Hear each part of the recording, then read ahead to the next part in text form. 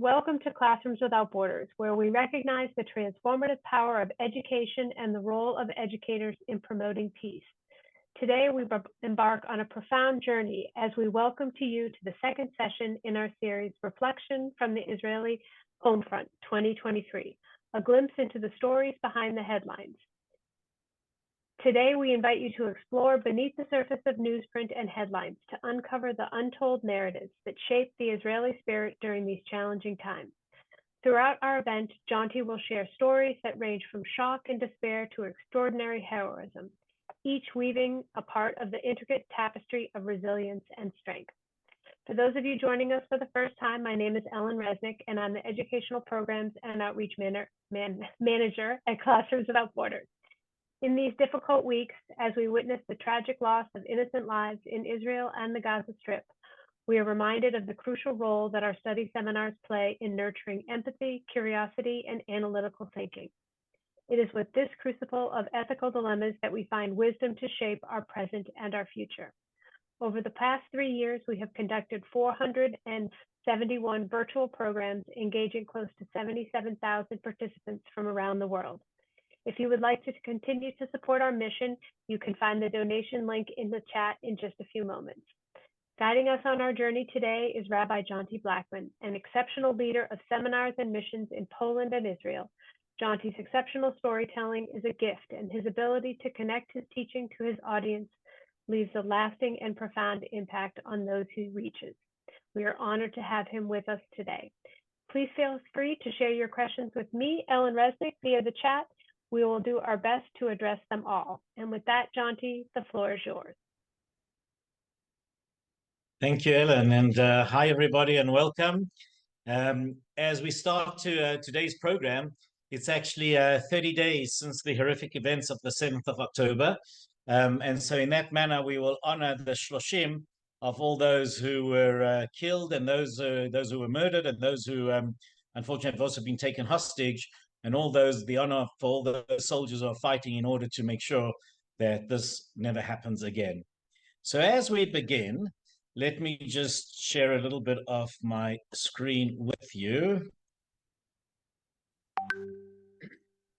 Sorry, I'm actually going to take you back.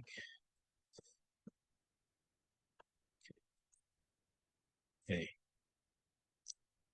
So as we take ourselves back 30 days, what I would like to do is we're going to go through a little bit of ups and downs as we go through the story today. We certainly are going to go through some low moments of what took place on that day and in the aftermath of the days that just came after it.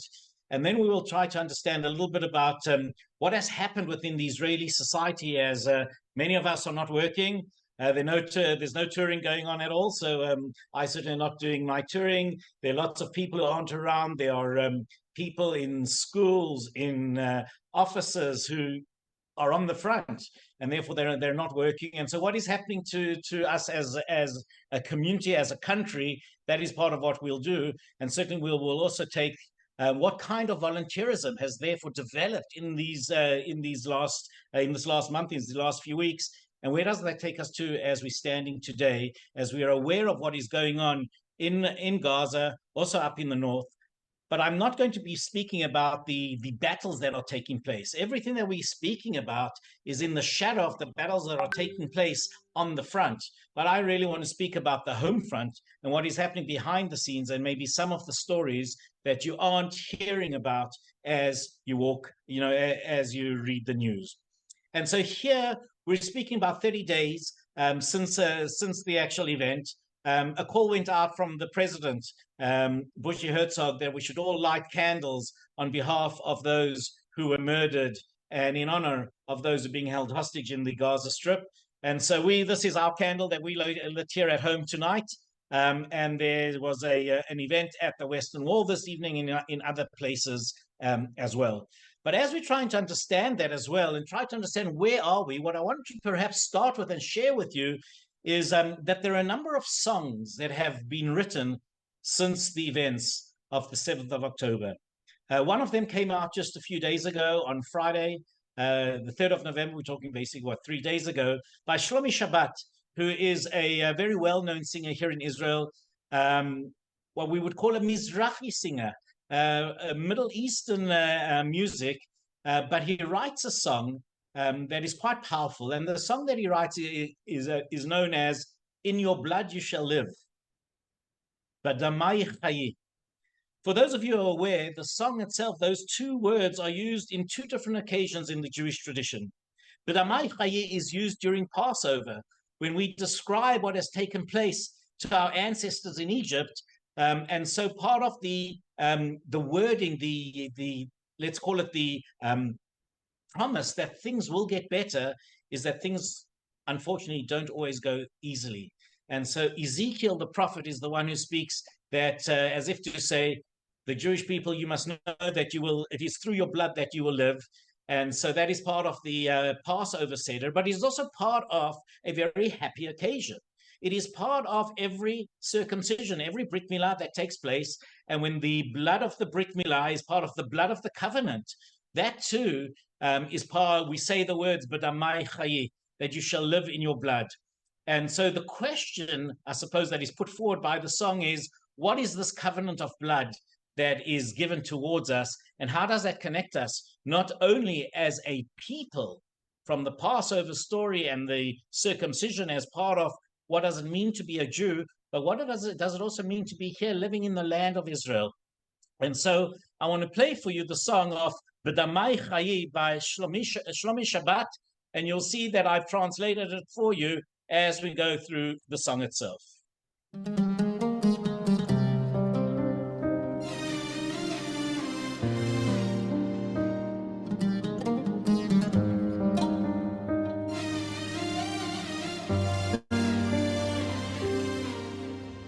יש רגעים של ביחד, של גורל משותף של אחים, ומתוך הייאוש התקווה שזורחת, מפסידים מנצחים מתבגרים.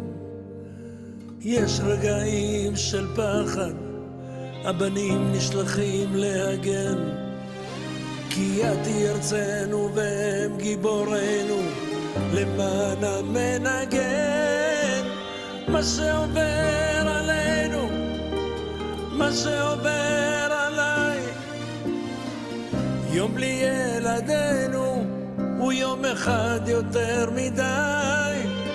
בין הצחוק לבין הדמע, בין כאב לבין תקומה, זו ברית הדמים שקיימת בינינו, ארץ אהובה.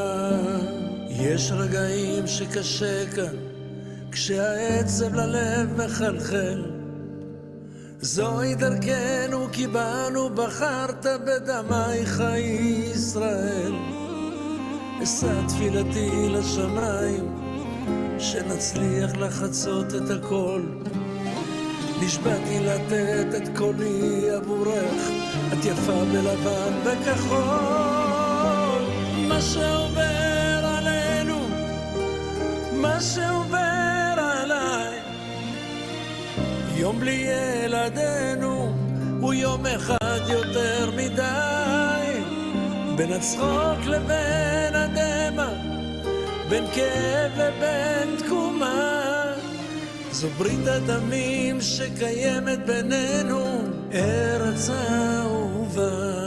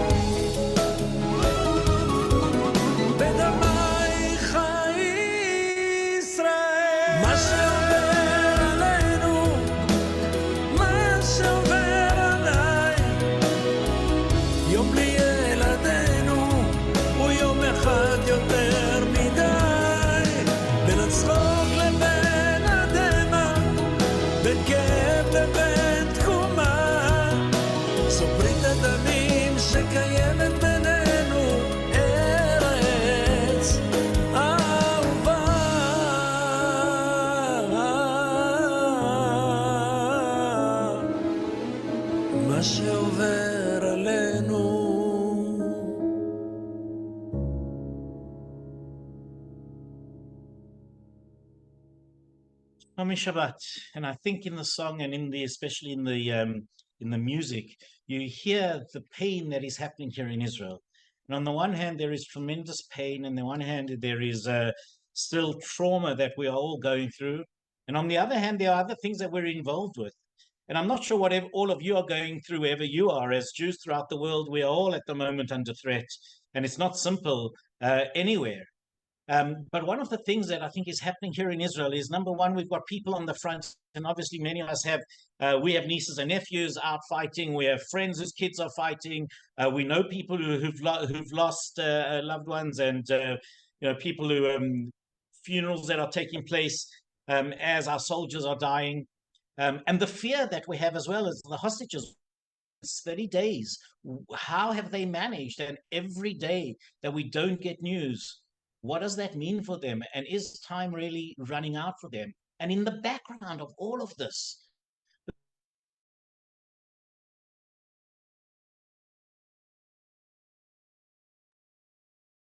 Jonty has frozen. I'm not sure if that happened for other people. Can someone give me Jonty, you froze for a minute there.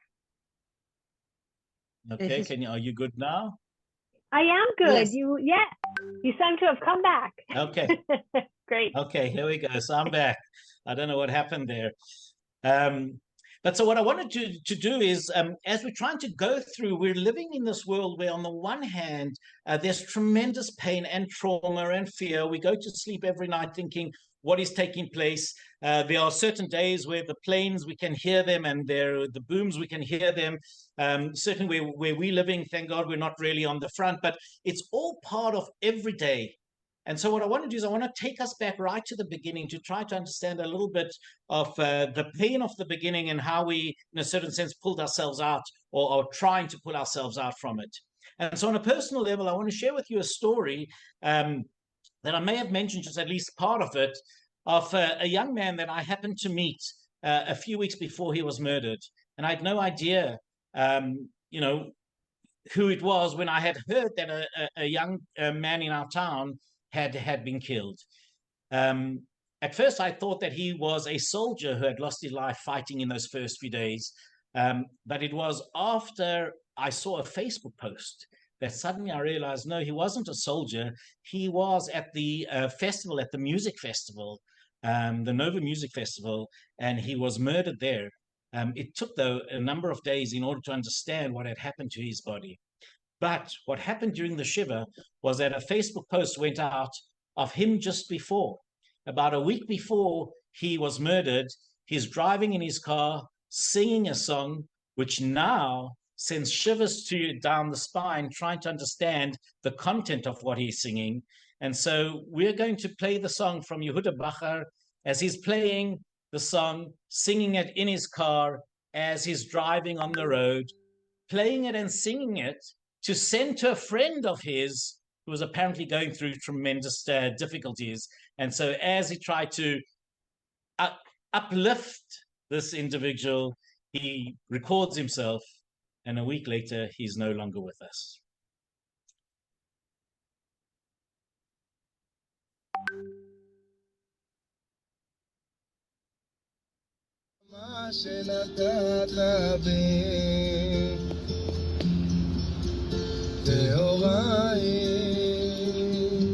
The soul that you have given me is pure. נשמה שנתת בי נאוריי אתה בראתה, אתה יצרת, אתה נפחת בי ואתה משמרה בקרבי ואתה עתיד לתלה ממני לחזיר הבלעדי תבוא כל זמן שהנשמה בקרבי מודה אני לפניך כל זמן שהנשמה בקרבי מודה אני לפניך אדוני אלוהי ואלוהי אבותיי ריבון כל המעשים אדון כל הנשמות, ריבון כל המעשים, אדון כל הנשמות.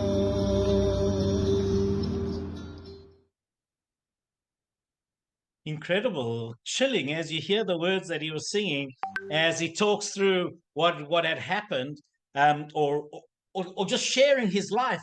And those of you who know that this is a blessing that we say in the morning, a prayer that we thank God for giving us our lives every morning. And yet here, so chilling. Who would have known that a week later he would no longer be with us? Just one sec, because I see that this. I'm just going to go back 1 minute. Okay. In fact, I'm going to stop here. So what I want to share with you is this, is as I see this video on the Facebook, I suddenly realized I know this guy. I had met him just a few weeks earlier. His car had broken down. He needed some help. I tried to help him. I couldn't actually help him for whatever reason. The battery was completely dead. I couldn't get it working again. So I said to him, get into the car. I'll take you home. I was driving to my home. He happened to live very close by to me. And as I hear him speaking to his dad on the phone, telling what has happened, such a sweet individual. And then as I see this video, I go, oh my God. So I felt the need that I have to go to the Shiva. And as I go to the Shiva, some incredible things happening there. Number one, Yehuda is a son that comes from an ultra-Orthodox family.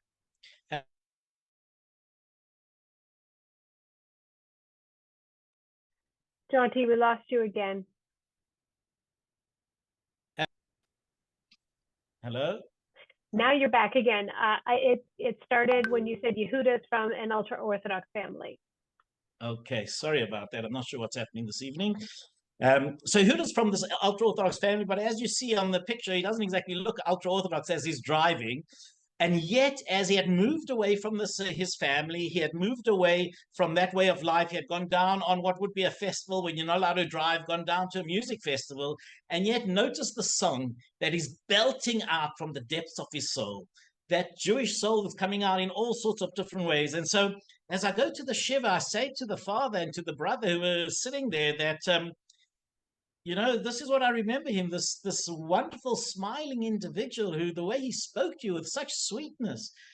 And the father, while I'm sitting there, number one, interesting individual. So a number of people who come from the ultra-Orthodox world who were there as well. There was myself. And then there was a group of women, not ultra-Orthodox in any way, secular as they come from all different parts of Israel. And, as we talk, why are you here? Well, we're here because we studied together with the father. They're studying some unusual but apparently extremely valuable new therapeutic concept within psychology. The fathers are the psychologists as well. And they're here to share because they feel so connected to this father. And then there is an individual who was together with Yehuda at the festival but managed to get away. He left earlier, and so he was spared. And then there's a guy who sits there who says, I need to tell you, you don't know who I am, but I know you, because I knew Yehuda.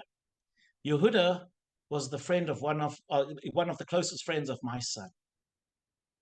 And Yehuda, in a certain sense, was this happy child. Whenever he walked into our home, there was such energy with him, but maybe a little bit lost. He didn't quite know the pathway, the career he was going. And so my son, whenever he had work that he could share and let Yehuda come and join him, they would work together. And when my son heard what had happened, he knew that Yehuda had gone down to this festival. And he's ultra-Orthodox. He says to his father, I have to go find Yehuda. His father says, I'm not letting you go on your own. And so while the fighting is going on in those crazy hours of that Saturday, they drive down southwards looking for Yehuda. And the individual who's the father says, and I work for an organization or I volunteer for an organization called Zaka. Zihui Korbanot Ason. The acronym is Zaka. Today in Israel, everybody knows Zaka, and perhaps some of you are familiar with Zaka. What is Zaka? Zaka is an organization that was set up in the 1990s. It's an organization that was set up in the 1990s when suicide bombing became commonplace. Because until then, the Israeli police were the ones who, when there was some kind of traffic accident or some kind of tragedy, they would go in, see what it is, do what they needed to do, and clear up the area. But when mass casualties started to become the order of the day, an organization was formed. Actually, it's an ultra-Orthodox organization originally, and almost 90% of the volunteers are all ultra-Orthodox, but they've now opened it to many other people. And almost everybody working in the organization is a volunteer. And when there is a mass casualty event, they go in, and they are the ones cleaning up the area. Why do they do it? They do it coming originally from the concept of the honoring of the dead in a Jewish tradition, that there is not a body part that should not be buried together with the individual. And so they will go clean the blood off the ground. They will scrape what they have to scrape. They will wipe what they have to wipe. They will find whatever horrific scenes they have to find in order to put the body parts together. And as this guy is talking there and saying, I was Izaka and I'm looking for Yehuda, and when I saw what I saw, I realized he wasn't there. And as people were saying, well, maybe he's kidnapped, maybe he's this, he said, I had a feeling inside of me. And so he drives to the morgue, the main army morgue where this was all going. He takes now another day, another 2 days, 3 days to get DNA from the family in order to put it together. And when he sees the DNA samples, he says, I need to go through every single body that is there. And that's how they discovered Yehuda's body. By the father of one of Yehuda's friends who happens to volunteer for this organization. And as I sat there, and then when I was leaving the shiva, not only wanting to hug the family itself, but hugging this guy to say to him, I cannot believe what you are doing. He gave me his name, but I've since forgotten. But that is part of the story of what has been going on. And because of the mass casualty, and because of the horrific stories that were going on, hundreds, if not thousands of Zaka volunteers for the last month have been walking through the ruins of what were all those communities in southern Israel, trying to discover one after the other, so that they are able to give honor to those who were so brutally murdered and allow them to be buried in honor. Now that takes a toll. And as one of the officers in Zaka described, he describes the evil that was too much to comprehend. These monsters are worse than ISIS. The Prime Minister called what they did barbaric. Barbaric is an understatement. Cannibals is an understatement. Horrors like those we've seen over the past 4 days, and this was only after the past 4 days, we've never, ever seen. We saw dogs crying with tears, terrified, shaking. And if you notice, what I did specifically is not to have any of the actual details of what they described that they saw, and I won't be sharing that with you, but the idea of the trauma that these volunteers are going through. And as this guy was sitting at the shiva, and I was saying to him, well, how are you dealing with that? How are the volunteers dealing with it? Do you have support in order to look after you?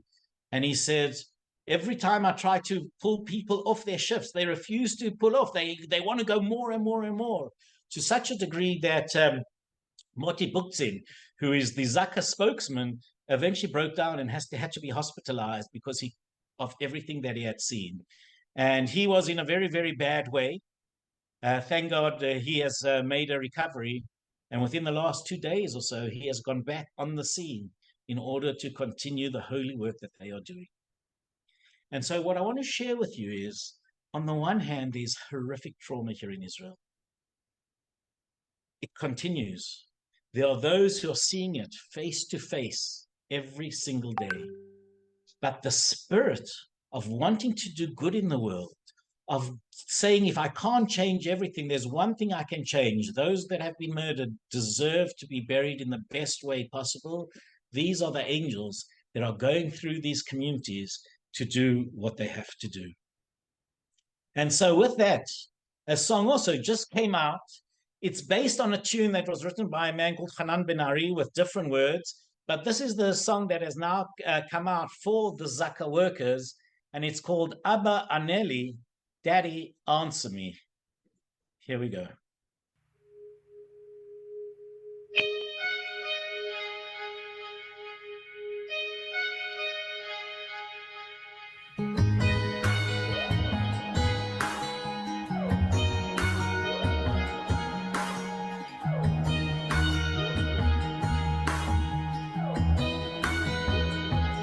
אבא, ענה לי על מה שקשה לי אותך לשאול. האם אתה חזק מספיק ולא תיפול? כי לא ידעתי מה שם ראית נורא מכל. מתי כבר תחזור ויגמר הכל? אני צועק מכל הלב, תן לנו אור בים של חושך. אני ישן בליבי ער, מייחל לשלום ואושר. אני לוחש בלילה שיר, לעולם לא אכנע לעצב. כשנגמר לי האוויר, מחכה אולי תבוא בערב. וכשהדלת תיפתח,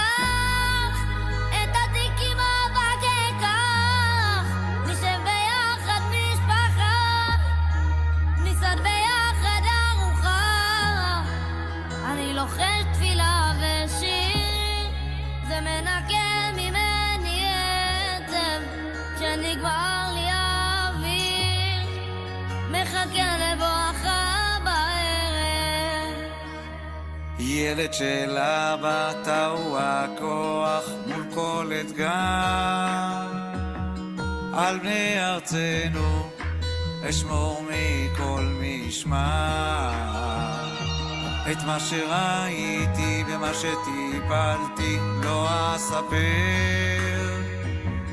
תן לי חיבוק ואני כבר אתגבר.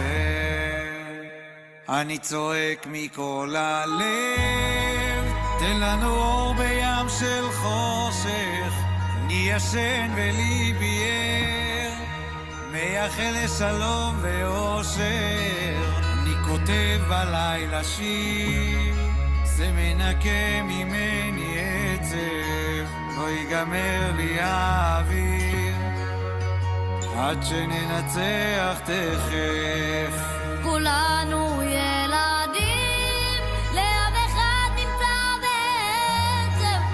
כשהאחים רבים, לא נותנים מקום לקשב. אז בוא ביחד נשנה ונאהב את השונא. שבאחדות נהיה כולנו, נתגבר על כל אויבינו. יש לנו ארץ יפה מכל חפץ שלנו לעם. אם רק נושיט כולנו יד אל יד.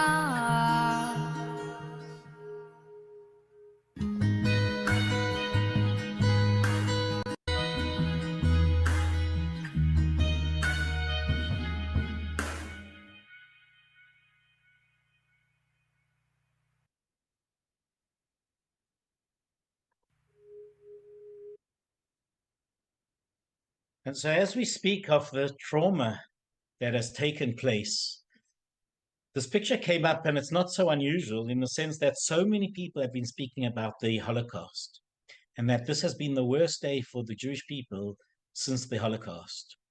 And so here you have a picture from the newspaper of an individual who has got the number of the date. Here in Israel, we do the day first and then the month. So it's not the 10th of the 7th, 2023, being the 7th of October, but 7th of the 10th on their arm. And one of our poets who has written many, many poems that are now put to music and songs, he's written for many, many writers, a man called Noam Chorev, he writes, every Jew is born with an invisible number tattooed on his arm, so he can never forget from where he came and to where he must never return. And so what I want to say to you is like this, is that's where we came from. We came from the depths of despair, from a horrific event that left 1,400, more than 1,400 of our people murdered terribly, brutally, people trying to pick up the pieces. And at the same time as the holy work of Zakah was being done, rockets were coming down, and we were hearing the sirens. You saw some of those pictures as they were coming down in the actual video itself. But at the same time, something else strange started to happen. And there was a whole group of people, thousands upon thousands of people, who didn't start volunteering for Zakah because you have to have training. They were out there doing that kind of work, but they decided to do some other kind of voluntary work. And part of it almost maybe what you start to notice is where the army didn't seem to be, and we didn't know where the government was in those first few hours, it was the people of Israel who rallied and started to make things happen. Here we're going to be introduced to an organization known in Hebrew as Achim LaNeshek, which means brothers in arms. For those of you who've been following Israeli politics over the last few months, you'll know that they were perhaps one of the major contributors to creating noise here in Israel in the last few months, because these were all ex-servicemen who had said that we are not going to serve in an army for a country that seems to be going against every democratic principle. And so from the beginning of the year, thousands upon thousands of people every Saturday night and Thursday nights and other nights as well would be blocking roads and demonstrating on behalf of the people of Israel and the democracy for the people of Israel. And as they did so, it came to such a point that we had many reservists, many high-flying officers in reserves, pilots in reserves, who signed a letter to say, we will not serve the state. We will not be called up to the army for any kind of reserve duty, any kind of practice. We will not do it if this is where the country is going. And so whether it was the major junctions that they blocked or different demonstrations that in all sorts of other places, what happened on the 7th of October, 2023, is that energy that was trying to stop the train hurtling down what Achim LaNeshek saw as an absolutely anti-democratic pathway, they opened up what we call in Hebrew a chamal, a command center, or the emergency center, where the thousands of volunteers who were working not to go into reserve duty suddenly called upon everybody, go into reserve duty. You're being called, go, and those of us who are not being called will man stations, and we will make things happen from the home front. To such a degree that look at the outpouring of what they did. They started coordinating. What did we need? Well, we knew that there were going to be evacuees, and they started having evacuees who had to be pulled out of these burning communities. And they ran with nothing on their backs. So suddenly, thousands upon thousands of people gave donations of clothes and of goods that they could go. They had to sort them through. You see a whole command center doing that. The Israeli flag that had been the protest symbol becomes now the symbol of coming together and saying, forget whatever political divide there is, we are looking after our people. And not only was it the command center that made sure that, clothing got to where it needed to, but as the days got on and we realized that so many people are not around, they're in the front, that farmers are not able to tend their fields, that they went out to pick fields, to plant, to do whatever they needed to do in order to help. And it's not only them.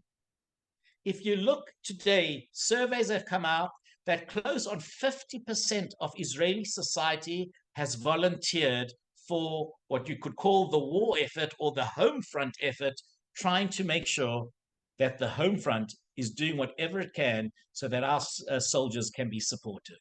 To such a degree that some of the top gourmet restaurants that were not kosher in any way koshered their kitchens so they could supply the army without any worry about who's going to get the food or who's not going to get the food. And this became a phenomenon. It wasn't just one or two. It's everywhere you see this happening. And the slogan that came out that has been used in so many different organizations on TV is in Hebrew, Yachad Nenatzeach, together we will win. And that came through in many, many different ways, because on the one hand, you've got these people who are used to creating logistics and big events, those of the protest movement, but it was also the man on the street. And so I have a few little pictures of the cards that my kids started to make for the soldiers, especially for their cousins who were going out to fight on the battle. And so it was the kids starting to write cards, kids in schools, kids in your communities as well have sent cards to the soldiers, and they oftentimes if they're leaving the phone number, they will give a little WhatsApp message, thank you so much, as part and parcel of those of us who are on the home front didn't need to feel helpless. What could we do? We could do whatever it took in order to support those who are fighting us. And so here you have my kids putting up signs, because also in those first few days, no one was at school. What were they doing? Putting up signs, going out into the junction just across the road from where we live. And here it's a small little demonstration, or a small little event of trying to boost the morale of the people. But you start to see this happening in so many different places. On the one hand, for those who are doing it, to feel that they're doing something for the country, and for those who are being a part of it, lifting the morale of the people. And it was quite incredible to see the impact. Many of us went to volunteer to pack food for soldiers, and here in a parking lot, overlooking the hills very close by to where we live, we went to help pack boxes. This is just some, but about 10 to 20 trucks went out of that parking lot that day with thousands of boxes, sending all this food and products that would help the soldiers where they were going. And the food, I could not take a picture of this as we were bringing some of our food. And here, those of you can see how I've translated how this, I think a young girl writes, "Dear soldier, I baked you some brownies. They don't contain any cannabis, but there's lots of love in them. Stay safe, Shabbat Shalom, and bon appetit." And literally, even in our communities, but I speak to friends in all sorts of different communities, the amount of people cooking food. In the beginning, everyone sending goodies, sending cookies, sending baked goods, sending candy. And eventually, what do soldiers need? They need protein, they need real food. So the warm food, people baking, cooking, taking out, sending, and people driving wherever they could in order to try and help. And so here you go, as you look, I will speak over him speaking, as here he tells, what have we got? Well, in truth, we're missing loads of snacks, he says to us, this soldier. Loads of cookies, we're desperate for bottles of water. Not enough soft drinks. Oh, by the way, we're desperate for shampoo. We have to have shampoo. And another thing, look, we haven't got enough toothbrushes. You know what? I almost forgot. Deodorant. We simply have no deodorant. Please, you have to get us deodorant, and some toilet paper would be nice too. And please, get it to us, send it through to us. Thanks very much. זה בגדול, אז תוכלו לעשות חבילה קטנה ולשלוח לנו. And so, on the one hand, a little bit of humor as we go. On the other hand, the real sense of the people coming together in a way that is absolutely wonderful. And it's such a shame that this is what it took for us to come together in this way. But there's something about the spirit that is here in Israel. And we feel it also for those of you overseas, the amount of money and demonstrations and in order to try, we are all in this together, and that is what's going to bring us together. And so I want to take you, a friend of ours who set up this organization, just notice they took over an entire university campus, and look at what they've put together in order to make it happen. This is the call center. All requests come through. People are answering phones, people are answering WhatsApps and emails, and they start correlating it, all the information. So this is the room, this is the hub where all the purchase orders come up. Suction pads, caps, defibrillators, connecting to phones. Okay. This is the warehouse where a lot of people from Jerusalem are actually donating goods, plus we're buying goods that it's not so easy to get. This is for all the thousands and thousands and thousands of evacuees that are coming to Jerusalem. Yesterday alone we took in 11,000 from the north. They're in about 10 to 15 different hotels around the city. And so they all come to here and they get distributed out to the hotels by the volunteers. There are 3,500 volunteers that walked through these buildings in the last week. They come into here, they sign up, and they get allocated to a different department. There are about 24 different departments working at the same time. whether it's therapy for people, babysitting services, rabbis going to funerals, rabbis holding shivas, people taking people to hospital for their chemotherapy because they left so quickly. We've taken over a whole building in Jerusalem, by the way. Every single floor and every room is filled with different departments.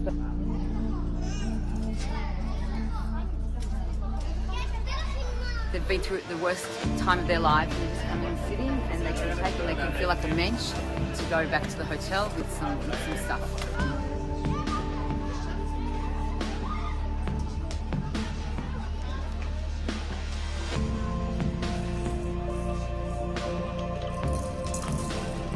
So this is our friend Gila Rockman, who has put this whole thing together. She literally... So thank you so much.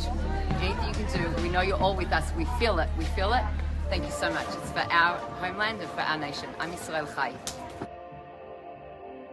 So Gila's a good friend of ours, and she literally put it together within a few hours of making this whole thing happen, and then it just snowballed, become a huge thing. Achim Laneshek, also, as we saw beforehand, the Brothers in Arms, this as well. And so I said to her, Gila, I'll just put up a little plug there. Those of you who would like to donate, feel free. I'll put it also. The link didn't come up straight away here, but I'm happy to send it through on the chat as well to the Jerusalem Civilian Command Center. The idea being that what has happened is this outpouring of we are all in this together is absolutely incredible. And at the same time, on the one hand, we can celebrate that wonderful happiness of we are all in this together. And yet, it's in the shadow of what is happening. Here is a picture from Mount Herzl, our Israeli National Military Cemetery. All these are new graves of our soldiers who have fallen in these last few weeks. And while others were volunteering by packing food and by writing cards and by going out on the streets to try to boost the morale of the people, my 19-year-old nephew, he's not yet drafted, is actually just trying out today for one of the elite units, and I'm waiting to hear what he has to say. He'll be going in a few months' time. But he was extremely frustrated that he wasn't, what was he doing? So many of his friends are already in the army. And so he started to do a lot of different voluntary work. But one of the things he said to me was, for 2 nights running, especially in that first week, when things were so crazy, there weren't enough graves dug for all those being buried on Mount Herzl. So 2 nights in a row, him and 30 other mates of his or people that he got to know, kids his age, they went to dig graves. I said to him, how many graves did you dig? He goes, I think each night I dug about 7, 8 graves. All in all, each night they dug over 180 graves in preparation for those who were killed in the first days and for what may need to be used in the time going on. And so on the one hand, I share with you the excitement, the energy of trying to make things happen. And on the other hand, as the air is wiped out of you as you realize what is going on here. And these kids of 19 digging graves so that someone who needs to be buried doesn't have to wait after the trauma and tragedy that has happened to the family. And so the trauma of those first few days was huge. And as the numbers got higher and higher of those who were murdered, these ad hoc presentations, these ad hoc exhibits started to take place. Here we're in Dizengoff Center in Tel Aviv. The lights are the lights for those who've been murdered. The wording just in front of the actual flag says Hashivenu v'nashuva. Also a quote from our prayers, but here in a different context. Return us and we will come back. Obviously talking about about those who have been kidnapped. And just the first shock is what, in a certain sense, I'm taking you back to, because as the days went on and we start to realize the number of those who were taken hostage, and not only the number, but the sheer barbarity of taking the old and even babies as young as 9-month-old. Suddenly there was this need to also create, out of nothing again, an organization that would help focus the battle on trying to bring our hostages back. And in fact, the organization that started the Bring Them Home organization was set up by a lawyer, a very well-connected lawyer here in Israel, known as Dudi Zalmanovich. He has his law offices in Tel Aviv. He opened his law offices. He said to his lawyers, don't bother coming in for work, come to help. But he's also set up offices for the families of those who have been kidnapped and taken hostage into Gaza, and for those working on to try and see what they could do in order to try and help themselves. And he is very well connected, started to make sure that he gets hold of anyone who could. And then he demanded of the families, give me every piece of information that you can give me about your loved ones. If I, almost like a criminal file, but here on the file of trying to help them, let me understand every single detail of your loved ones. Perhaps that is the way that I will be able to understand who they are, what they are, where they are, and maybe, hopefully, bring them back soon. And as that was happening, as you've seen it already in the newspapers, that Shabbat table that was set with empty chairs and empty tables for all those who have been taken hostage. The first one that we knew of was here in Tel Aviv, just outside the Art Museum of Tel Aviv. There was in Times Square in New York, and in so many other different places. Of the sheer number of hostages is overwhelming. But I think also that sense of a Shabbat table, such a Jewish event, where family come together and celebrate together. How many of us know that doesn't matter what kind of Shabbat table we have, but we have that family table, either with our family or with our friends. That Friday night table or the festival table is so much a part and parcel of who we are. And these horrific events happened on a Shabbat. And so near where this is taking place, also in Tel Aviv Museum of Art, there is a new incentive going up, or a new initiative where artists are creating portraits of the Israeli hostages. Now, this was quite a sensitive idea, because oftentimes when you're drawing a portrait of somebody, certainly in circumstances like this, could it be that this is the portrait of the person who is no longer? And so they spoke to the families to try and say, what we are doing is we're not painting them because they are no longer with us. We are painting them. And the dream and the hope is that when they are released and come back, every painting is the person who is painted. And that will be the gift that these artists give to the hostages. And many of the artists describe how this feeling of painting, spending hours looking at the faces of the individuals, drew them to the individuals, and was on the one hand quite a difficult emotional story, on the other hand gave a sense of hope, of praying for the individuals as they were painting them. It's an initiative that brings artists from all over with also all sorts of different backgrounds, and was an opportunity. It was done inside in the Tel Aviv Museum of Art, not inside the museum, but outside in the main plaza. Why? They wanted it to be public, so that people would be able to come and talk and see what is taking place.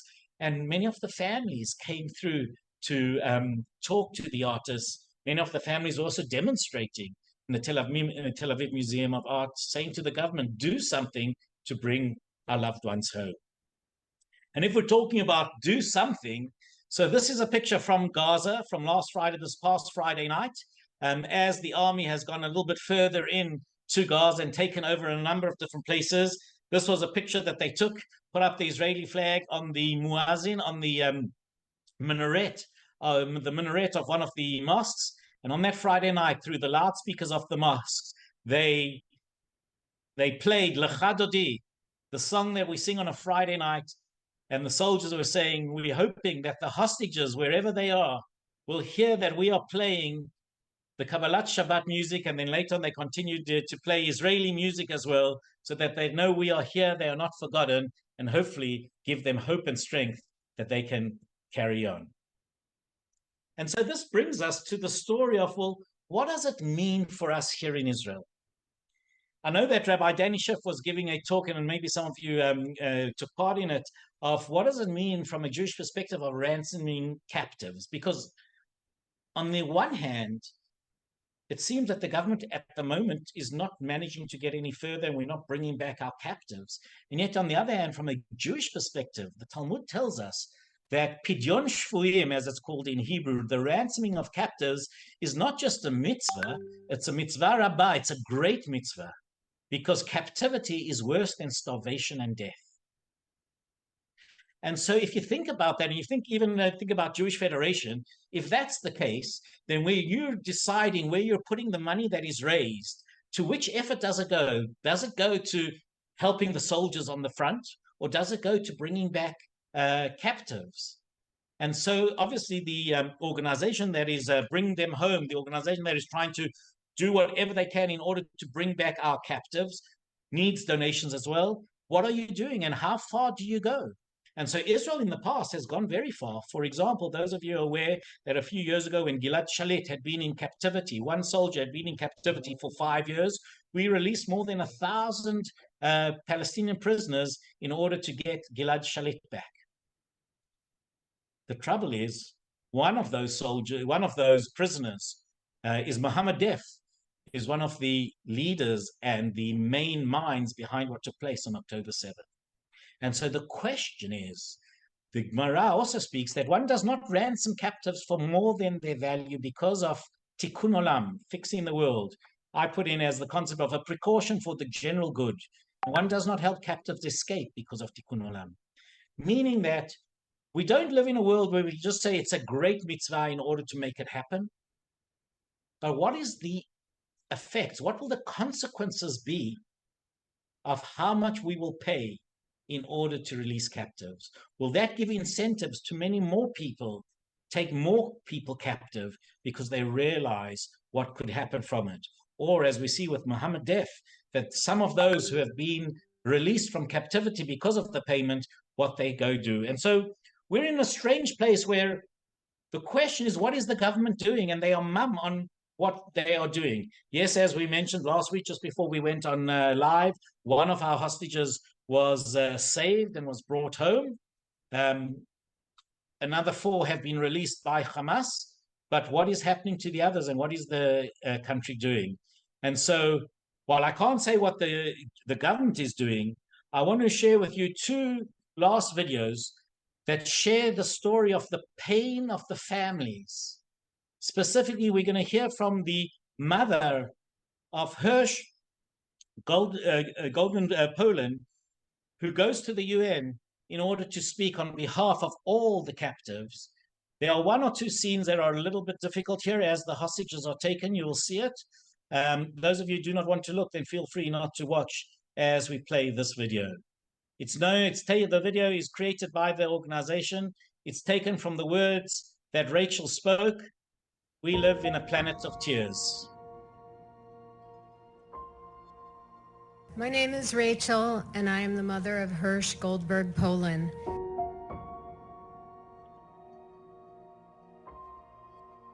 The last time I saw Hirsch was on Friday night, October 6th.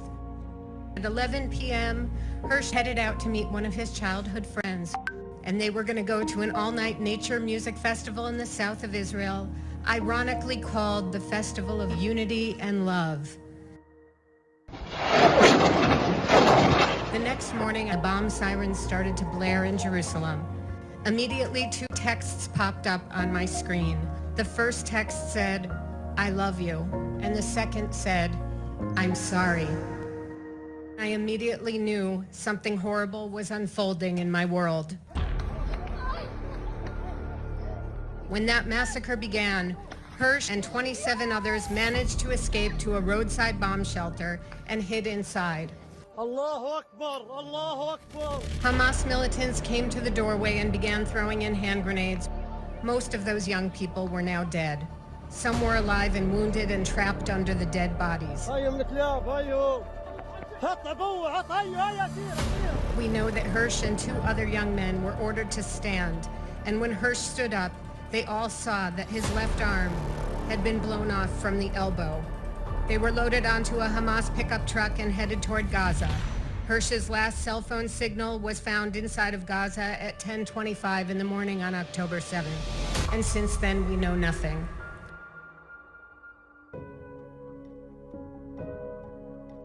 We have begged the Red Cross and all other international humanitarian aid organizations to find out if the hostages, who are from 33 different countries around the world, who were severely wounded like Hirsch, were they treated?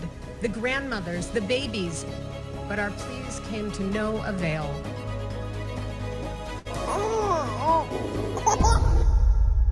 So here I live, in a different universe than all of you.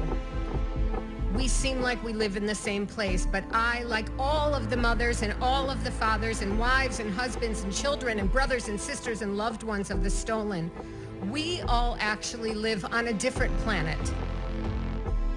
This planet of beyond pain, our planet of no sleep, our planet of despair, our planet of tears. We, the families of the 200 hostages, are far away on our own planet of agony. But where are you? Where is the world? Why is no one crying out for these people to be allowed access to the Red Cross? Why is no one demanding just proof of life? I implore world leaders who have been working tirelessly to get all the hostages free. I beseech you to remain steadfast, determined, and tenacious. And may God be with you, because the time is running out to save them. The time is running out to save all of us.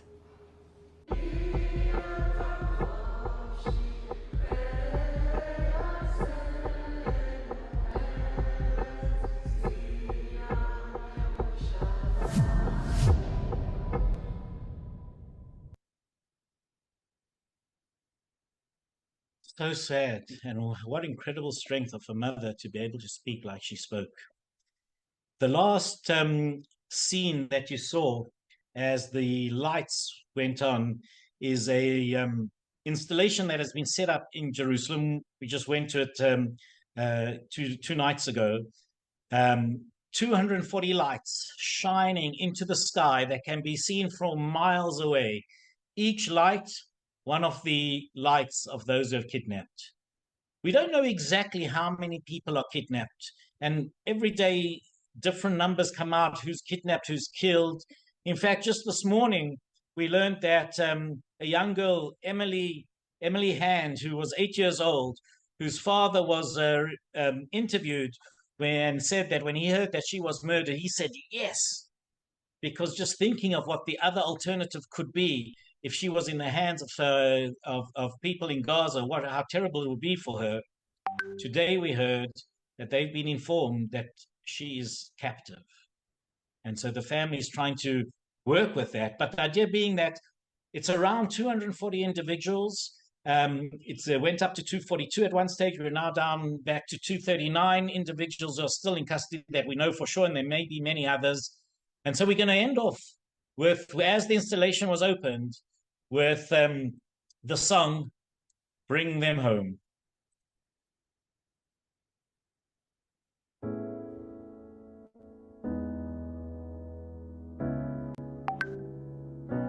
I'm coming home, coming home.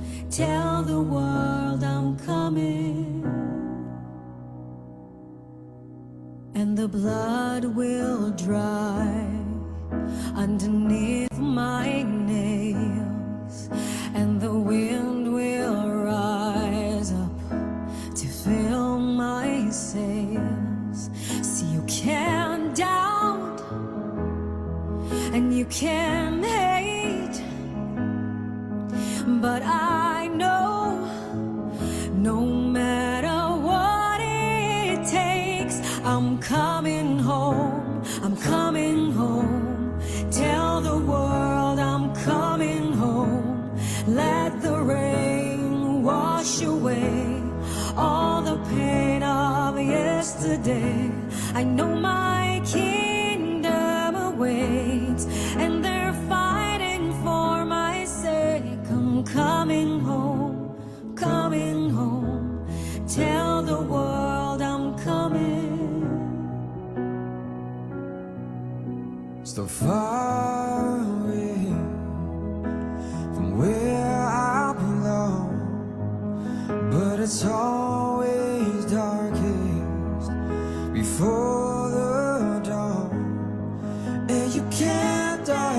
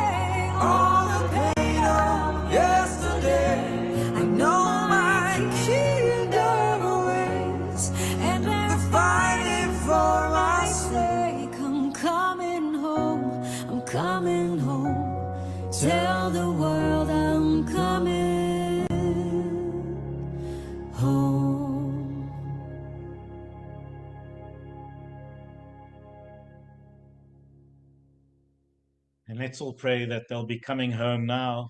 They'll be coming home to their families, and we'll make a huge celebration when they are home again. Thank you very much. If there are any questions, feel free. Thank you, Ellen. We do have a few questions. So the first is a question that I'm sure is on everyone's mind, but Melanie is asking, is there any reason that the Israeli superintelligence missed this barbaric attack initially on October 7th? Great question, and obviously we're asking that as well. And the real answer we'll only know in months, maybe years to come. But yes, part of what we missed was that we didn't take seriously what was happening. There were women who are serving in the army who were watching what was taking place on the border and they had warned that what they saw training, they saw another fence being built up and being blown up as if the practice to what eventually took place. And so with us not being prepared to accept the warning, we didn't have enough people there in order to stop the onslaught. We had enough people to stop an onslaught if, the scenario of a few terrorists coming at a time, that wouldn't have been an issue. And I think that there is lots that we're going to have to say. I think one of the difficult things that sits almost like, right here is that almost 50 years to the day when we were caught with our pants down in Yom Kippur, not having been prepared to read the signs or not being prepared to, act on the signs that we were reading, we again did not do that today. And so many of those who live down in the south will be saying that the country literally gave up on us, that threw us to the dogs. And so that obviously is going to have to, commissions of inquiry are going to have to be set up, and there's going to be a change of leadership, completely because of this incredible, in Hebrew we call it a fashla, or the real good word is mechdal, which means an absolute, I don't even know what the English word is, but basically we missed it completely, and we're going through tremendous trauma because of it. Thank you, Jonty. And then there's a lot of questions about the hostages, a lot of questions that I'm sure everyone is asking. Is there any proof that the hostages are still alive, and how many are still in captivity? And do we know how they are being treated? So great questions we do not know the answers for. And we have almost Bibi and Netanyahu just yesterday went at the Red Cross to say, how can it be that you're not given access to the hostages and to tell us that they're getting a medical treatment the way they should, and that you can give us some information. So we don't know. We don't know the exact number. We do know that of those who've been told that they have been kidnapped, all of that has come through pieces of information of what we know from eyewitnesses who said what had happened, who saw who was kidnapped, videos that the Hamas themselves took, some of the CCTVs in the kibbutzim that were around there. So putting together a lot of that information is what we know as well.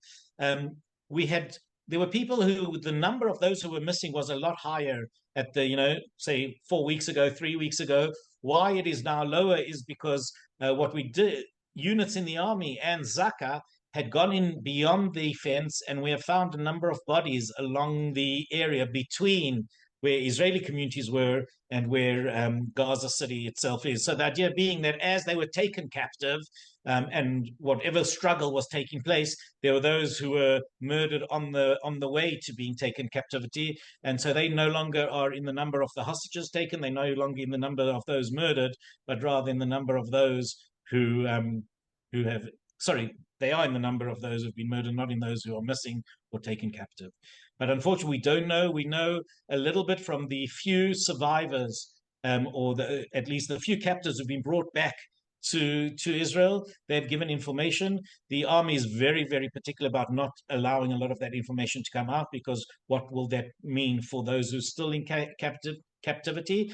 But for example, one of the older women, a Lifshitz, I forget her first name, excuse me, but she described to one of the families how their family member, who happens to be a nurse, What's she doing in captivity? She is nursing all those who are in need of it, being taken together. And so they describe how some of them, what they notice, the little that the few notice of, some were on their own, some were 2 or 3 or 5 people together. So that's a little bit of information that has been told to us, but the rest of the information is kept with those who are working to release the hostages in order to not endanger those who are there. And how many of them are still alive and how many of them are getting hurt as we are trying to overthrow Hamas, we don't know, and we'll have to wait to see what happens. And then another question that a lot of people are asking, what is the reason why the Red Cross is giving for not going in? Again, the Red Cross isn't saying very much, but the sad element is that, well, Hamas is not allowing them to come in. The question is how much are they pushing, because the Red Cross is being allowed to go see different areas of Gaza, looking at the Palestinian issues. But that's where politics comes into it, and where unfortunately we're living in a world where a lot of cruelty dictates what happens even to those who are trying to help. And then the last two questions, Jonty, are about some of those songs that you shared. The first song early on, My Blood, My Life. Can you drop the link into the chat, or can you forward it to me so I can include that in my follow-up email? And then as well, Bring Them Home, the one you just shared. Okay, fine. I will drop those. Let me see if I can drop those in the chat now. Otherwise, I will send it to you. Perfect. And just a reminder, everyone who is still with us today, next week's session has been moved from Monday till Tuesday. We are still going to hold it at 3 p.m. Jonty has a wedding to go to, so we will be moving it to Tuesday, November 14th at 3 p.m. I've already adjusted it on our webpage and on Eventbrite links. So the reminder emails will go out to you, and I will also send another email that will alert everyone to that time change. And then, and just the crazy thing is, the reason I have this wedding, the wedding was supposed to take place 2 weeks ago, but because of the war, it had to be postponed. And so they said to us last night that it's happening next week. That is someone just dropped a message into the chat. So glad that you have a celebration in all of this madness. So, absolutely. As we draw our event to a close, I want to express my heartfelt gratitude for each and every one of you who's joined us here today. In times of conflict and uncertainty, it is our privilege and responsibility to seek understanding and empathy. Through education, we illuminate the path to a more just and peaceful world. Thank you also to Jonty, whose storytelling has touched our hearts today. And we'll see you all again next week on Tuesday, November 14th at 3 p.m.